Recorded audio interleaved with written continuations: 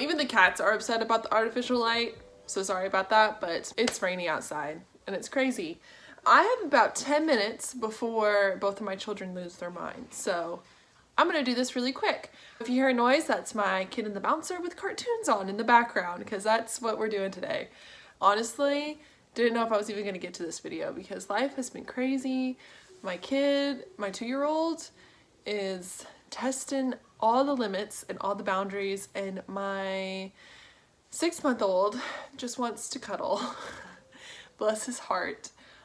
So it's been a ride this week. I'm so freaking exhausted. So if none of this makes sense either, like, you know why. You know why now. Okay, so hold on a second. Bless cartoons. All right. This is gonna be the Kristin Hannah video. So let's talk.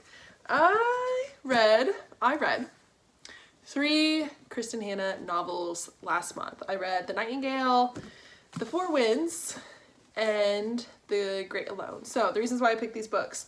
The Four Winds because it was a Book of the Year finalist, and I already had it on my shelf, and I was like, why not?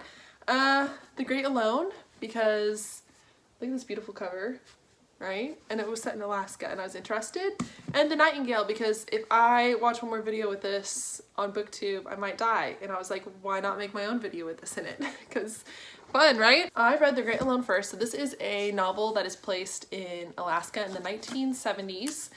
It is about a girl who lives in a family where there is abuse and how she survives. This was heartbreaking. This was a 5 out of 5 stars. I can't stop talking about it. It's all over my channel, and it was probably one of the best books I've read this year. We'll see if that continues to trend as it is only March. But this was my introduction into Kristin Hannah, and I was so excited to read the other 2 books. The next book that I did pick up was The Nightingale, which is a story about 2 sisters. It's in occupied France in World War II. This was heartbreaking, and did I cry? I don't think I cried during this one. I came close. This was very emotional as well. Kristin Hannah, I guess, is an emotional writer. We'll get to that in a second. So, the third book was The Four Winds. This was didn't deliver quite as well as the other one. So this one was a story about a mother during the Great Depression and her children as they travel from Texas to California. This book wasn't as good because I didn't like what happened to the character at the end. I think Kristin Hannah did not do that character justice. But let's go more and like cohesively, let me talk about Kristin Hannah because that is what we are all here for. So many people, what I've heard, they say that Kristin Hannah does things purely for the emotional trauma, and that after a while it gets kind of boring, which by the third book, I did cry. So there was still, I was not immune to the emotional trauma that Kristin Hannah was trying to dole out, but I think that she's much more purposeful in how she uses emotions in her writing. If you didn't know, with all these 4 and 5 star reads, I am officially a Kristin Hannah fan. Like, the next book that comes out, just go ahead and auto buy that for me. I will pre-order it. I will read anything this woman writes. I have to say, she writes in a way that you can picture every single thing. Like, these books could be, I'm gonna put them behind me. These books could very well be movies. Too easy enough for these books to be movies. In fact, they play out in your head like a movie, which I absolutely love. I don't know what it is about her writing that does that, but that's exactly what happens. Like, for most part, books, that's what you do, I guess, when you read books. At least that's what I do, is like you picture it. However, like, these were written like movies. You could go from page to script to TV screen so easily with these books. I would love to see it, in fact. I think the way that she uses historical fiction to create not anxiety but like tension in her books is amazing. Like, we all know what happened in occupied France. We know what happened during the Great Depression, and you become somehow, like, you become attached to these characters even knowing exactly what is going to happen to them, and that is absolutely incredible. Like, I applaud her 10 out of 10. She's amazing at doing that. Another thing Kristin Hannah does really well is familial bonds. Mother-daughter, sisters.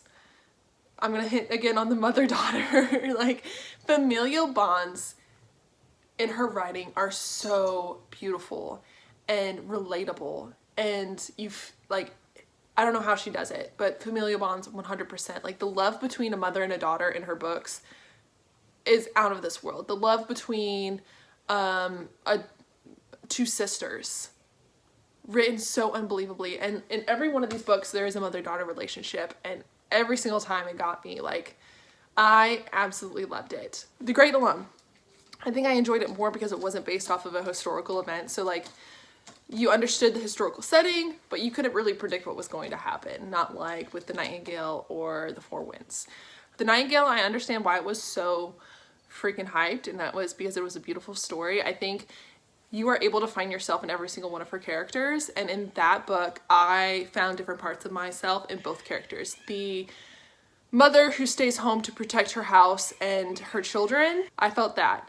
The sister who was single and wanted to take a more like active role in the war in every way that she could, I felt that as well. You know, like, she's very good at writing relatable characters.